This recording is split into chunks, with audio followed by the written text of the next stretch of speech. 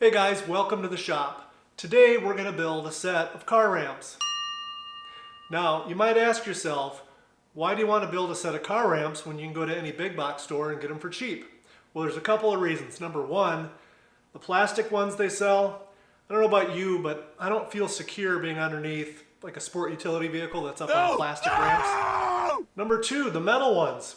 They're actually really strong, but in my experience, as you're driving the car up on them, especially if they're on concrete, which they should be, a lot of times they like to slide and move around, and I don't like that either. So we're going to use the material right in the middle, wood. So let's get started on building some wood car ramps right now. For materials for this project, I've got 3 2x8x10s, a chop saw. We've got a box of 2.5-inch construction screws.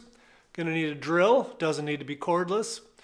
Got a square, tape measure, and of course a marker. Now I've gone ahead and marked off this first piece right in the middle. So each piece is going to be 4 feet long, and they're going to serve as the base of my car ramps.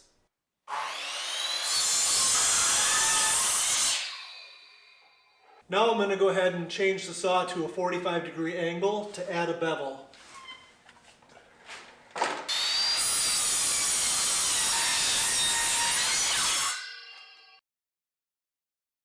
Alright guys, now we have some decisions to make.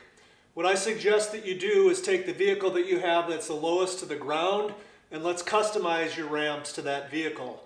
Because any taller vehicles like an SUV or whatnot will obviously work with the ramp as well. So I've got the base to the ramp,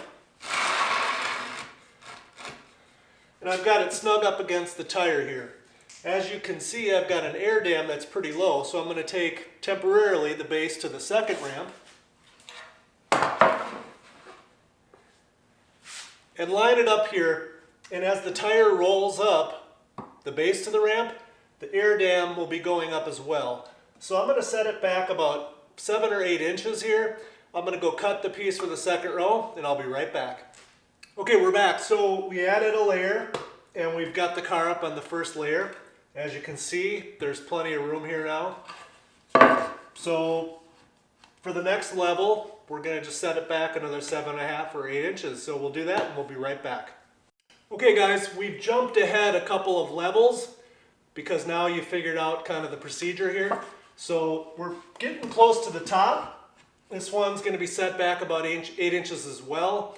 It'll allow for a little bit longer of a top for a plateau for the car to be parked on while we're underneath working on it. So guys, I'm using these Torx bit screws. They're 2.5 inches long, and in my opinion, they work a lot better than Phillips head.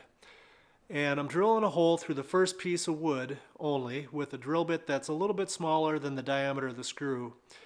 And then I'm taking a larger bit, spinning it backwards so that I can have a countersunk screw. Here's what it looks like sped up.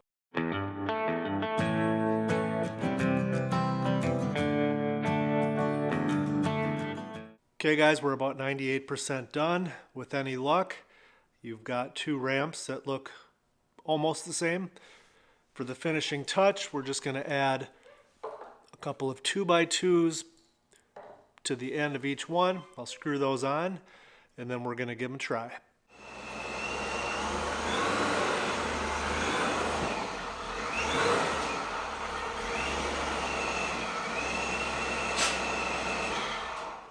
Be sure to leave your vehicle in gear, set your emergency brake, and of course, put a block behind each of the rear tires. Now guys, by all means go ahead and customize these for your own vehicles, but if you want to copy the ones I made right here, I'm going to give you the dimensions. So they're 4 feet long, and you can see the different steps. So guys, if you like the video, please remember to hit the thumbs up and subscribe, and I'm going to go ahead and have myself a cold one.